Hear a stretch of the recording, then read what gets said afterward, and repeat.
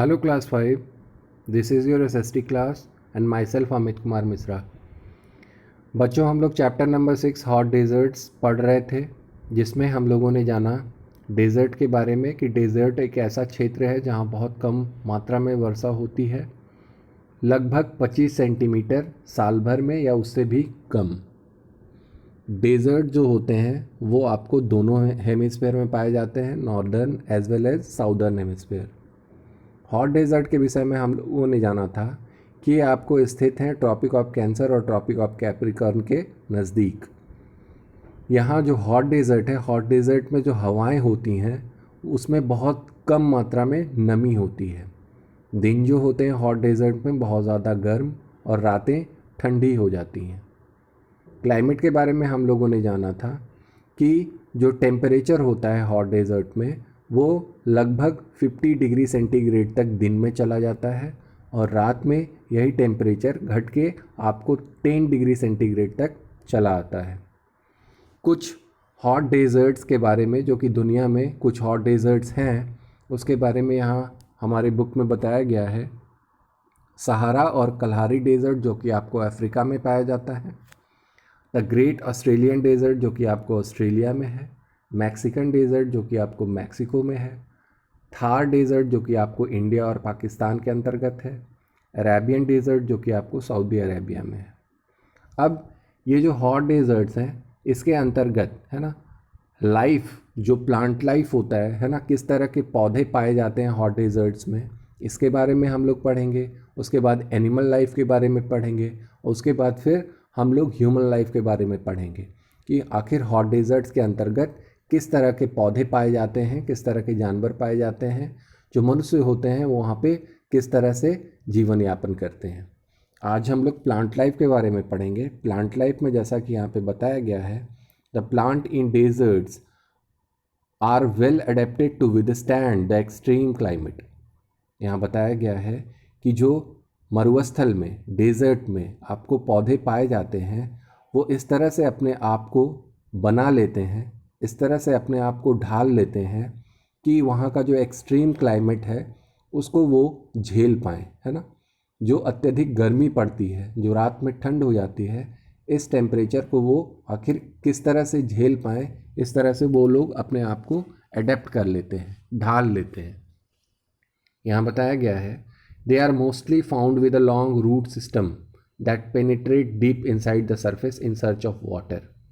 आपको वहाँ पे जो पौधे पाए जाते हैं उनकी जो जड़ें होती हैं वो ज़मीन के नीचे तक गई हुई होती हैं। ज़मीन के बहुत ज़्यादा नीचे तक जाने का कारण ये होता है कि जो वहाँ के पौधे होते हैं वो पानी की खोज में, है ना, उनकी जड़ें जो होती हैं वो ज़मीन के बहुत नीचे तक चली जाती हैं। In many plants, the stems are thick and fleshy that help them to store water. बहुत सारे जो पौधे होते हैं उनकी जो वहाँ पे जो पाए जाते हैं आपको हॉट डेजर्ट में, उनकी जो स्टेम्स होती हैं, उनके जो तना होते हैं वो बहुत ज़्यादा मोटा और मांसल होता है, ताकि वो उनमें पानी को स्टोर करके रख सकें। एग्जाम्पल के तौर पे आपको कैक्टी दिया गया है ना। हम लोगों के घरों में भी यहाँ पे मरुस्थल में तो वो कॉमन है, आपको पाया ही जाता है। शौक से हम लोग अपने घरों में भी कैक्टस का प्लांट लगाते हैं। आपने देखा होगा कि जिस तरह से और सब प्लांट्स में हम लोग रोज़ पानी डालते हैं, उस कैक्टस के प्लांट में रोज़ पानी डालने की आवश्यकता नहीं होती है। क्यों? क्योंकि वो अपने पानी को क्या करते हैं, स्टोर करके अपने स्टेम्स में रखते हैं, है ना। उनको ज़्यादा दिन तक अगर पानी ना भी दिया जाए तो भी वे हरे भरे रहते हैं। Some plants are fibrous and have long thorns with thick waxy coating to prevent the loss of moisture through transpiration. बोला जाता है कि कुछ पौधे जो वहाँ पे पाए जाते हैं हॉट डेजर्ट्स में वो फाइब्रस होते हैं और उनमें क्या होता है, लंबे लंबे कांटे होते हैं।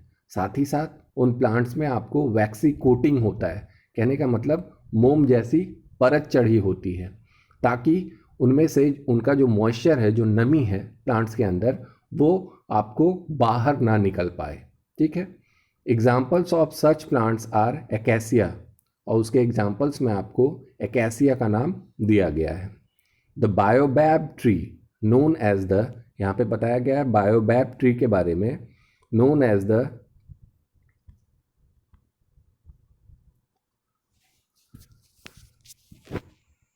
बोटल ट्री, है ना। बायोबैब ट्री को बोटल ट्री के नाम से जाना जाता है, जो कि आपको पाया जाता है कलहारी डेजर्ट जो कि अफ्रीका में है, साथ ही साथ ग्रेट ऑस्ट्रेलियन डेजर्ट में। The trunk of this tree is barrel shaped, यहाँ पे बताया गया है कि इस ट्री का जो तना होता है वो बैरल शेप्ड होता है, and becomes hollow as it gets older, और जैसे जैसे ये ग्रो करता है, जैसे जैसे इसका उम्र बढ़ता है, वैसे वैसे ये अंदर से खोखला होता जाता है ना। It can store over 1000 litres of water in its hollow trunk, और इसके खोखले तने में लगभग ये 1000 लीटर पानी स्टोर करके रखता है।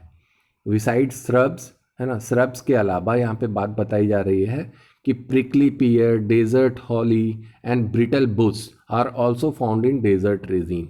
श्रब्स जो झाड़ियाँ होती हैं उसके अलावा आपको prickly pear, desert holly, brittle bush, ये सब भी आपको डेजर्ट रेजिन में पाया जाता है। श्रब्स तो आप लोग जानते हो, प्रिकली पियर भी कैक्टस के टाइप का ही होता है, वो चौड़ा चौड़ा होता है, उसमें भी कांटे लगे हुए होते हैं। डेजर्ट हॉली, ब्रिटल बुश, ये सब झाड़ियों के प्रकार हैं, है ना। आपको मोस्टली रेगिस्तान में, डेजर्ट रेजिन में छोटी छोटे प्लांट्स ही मिल पाएंगे, बड़े बड़े पेड़ नहीं मिल पाएंगे, है ना। Most desert plants are drought and salt tolerant and are called xerophytes. बोला जाता है कि जो भी डेजर्ट प्लांट, आपको डेजर्ट में जो भी प्लांट होते हैं वो ड्राउट टॉलरेंट होते हैं। कहने का मतलब है कि वहाँ पे एक तो वर्षा कम होती है, इस वजह से पानी की कमी झेल पाने वाले सभी प्लांट्स होते हैं। अगर कम मात्रा में भी उनको पानी मिले तब भी वो लोग जिंदा रह जाते हैं, और उसको हम लोग ज़ेरोफाइट्स के नाम से जानते हैं। एनिमल लाइफ के बारे में यहाँ पे बताया गया है, तो एनिमल लाइफ और ह्यूमन लाइफ इसको हम लोग कल पढ़ लेंगे। इसमें एनिमल लाइफ के बारे में छोटा सा आपको बता दूं कि the extreme weather of the desert imposes many limitation as far as supporting life is concerned. Some animals found in desert are kangaroo, rat, jack, rabbit, scorpion, lizard, है ना।